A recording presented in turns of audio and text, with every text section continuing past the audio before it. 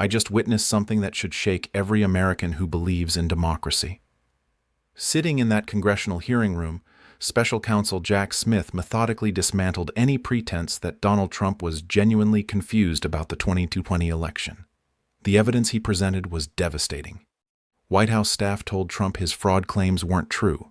Campaign staff told him the same. His own Attorney General, Bill Barr, concluded Trump knew well that he lost the election. State officials refused his pressure because they knew he had no evidence. Yet knowing all this, Trump still incited the January 6th riot. But Smith revealed something even more chilling. Trump now requires loyalty oaths about the stolen election from government employees, meaning the very people responsible for protecting our democracy must pledge allegiance to the lies that nearly destroyed it. This isn't just about accountability for past crimes. It's about whether we'll hand control of our elections to people required to deny reality itself. And I yield back. Gentleman yields back. The gentleman from New York is recognized for 5 minutes. I would caution my friend from South Carolina and others against jumping into bed with Judge Cannon, who's been rebuked repeatedly by the 11th Circuit because she is completely lawless. But let's go back to the actual evidence rather than all the procedural stuff about when you were sworn in or not. I don't blame you for not remembering that. You've been probably sworn in a dozen times. It doesn't jump out at you. I want to go back to the evidence, though, that Donald Trump knew that he was lying about the election. And I'd ask you to say, if you could, specifically, who gave evidence to you that supported your conclusion that he knew that he was lying? That came from a number of sources. It came from staff in the White House who talked to him and told him that his fraud claims were not true. It came from staff on his campaign who told him that. It came from members of the Department of Justice. It came from state officials who, when he tried to press them to do things in contravention of their oath, they refused to. They asked him for evidence and his co-conspirators, and they never provided it. Over and over again, the people who had who were best situated to know how the elections were conducted in these states, he either avoided contacting them or disregarded the clear debunkings that were provided to him, such as by the Georgia Secretary of State. Right, and I mean, that's a lot of evidence, but we know that his Attorney General at the time also concluded, quote, he knew well that he lost the election, Bill Barr, and yet he incited a riot on January 6th, and 4 of the brave officers who defended the Capitol and defended my colleagues on the other side of the aisle are here today. Not a single Republican member of this committee has recognized them or thanked them for their service, and I would like to do so today. Thank you, gentlemen. Now, my colleague from California referred to a couple statements from your former colleagues in Penn and the Eastern District about your impeccable reputation as an apolitical career politician. As an alum of the Southern District of New York myself, I can tell you that many of my former colleagues also feel the same, and that's saying something coming from the SDNY to the EDNY, as you know. Mr. Smith, did you ever speak to President Biden about this case? Never. Did you ever receive orders or direction from President Biden or anyone else in the White House about this case? No. Did you ever receive any direction from the Attorney General Merrick Garland regarding how you should, whether or not you should charge this case? No, I was given the independence to make that decision on my own. An independent special counsel, exactly. I just want to point out to my colleagues who seem to think this is a politicized investigation that on February 10th, over a month, 2021, over a month after January 6th, Marco Rubio said the January 6th attack on the Capitol was far more dangerous than most realize, and we have a criminal justice system in place to address it. Who oversaw the Department of Justice on February 10th, 2021? Who was president?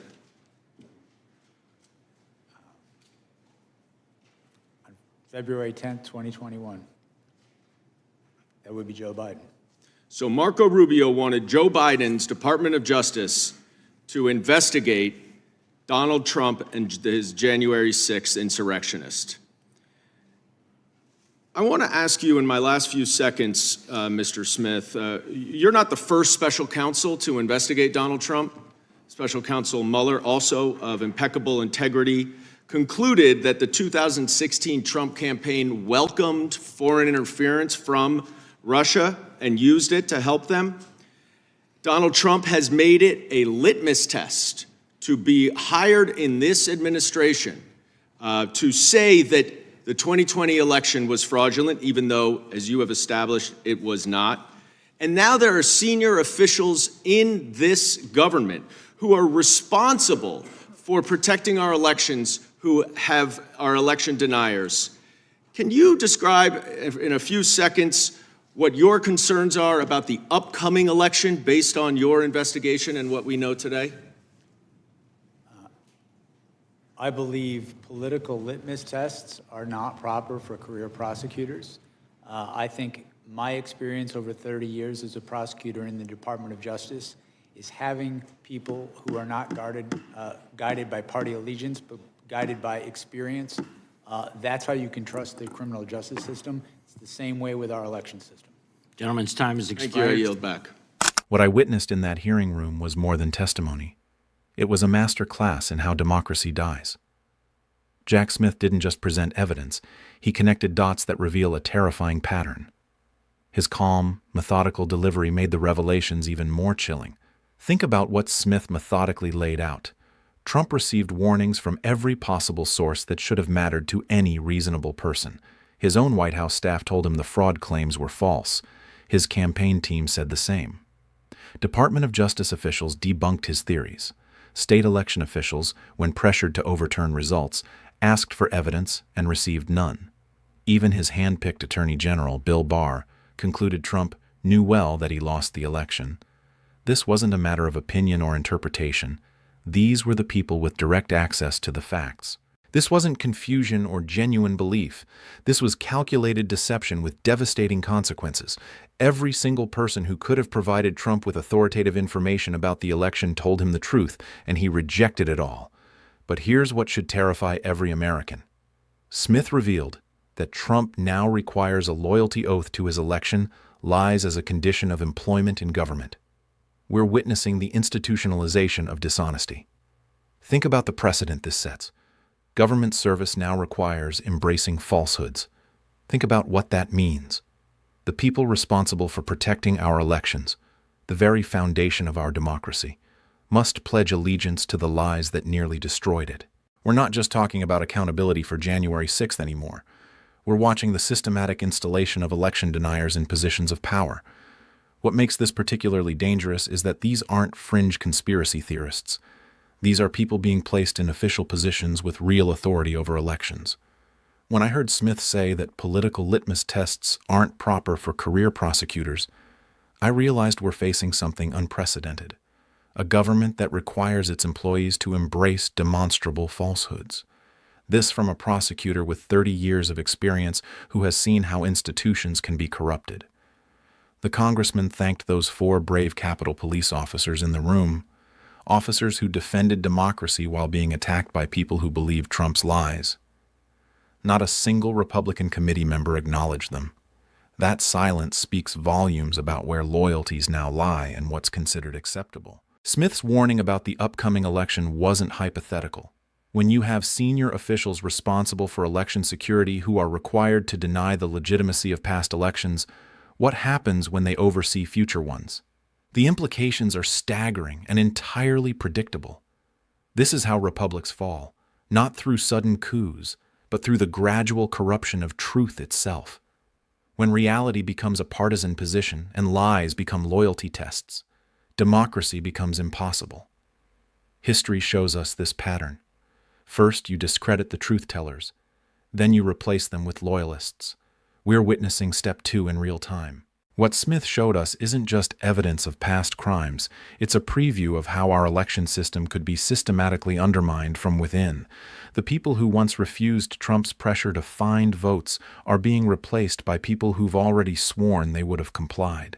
We're watching the infrastructure of election denial being built in real time. That's not justice. That's the blueprint for the end of fair elections in America. The question isn't whether Trump committed crimes. Smith already proved that. The question is whether we'll allow those crimes to become the foundation of how our government operates going forward. That's what was really on trial in that hearing room. Not just Trump's past actions, but America's democratic future.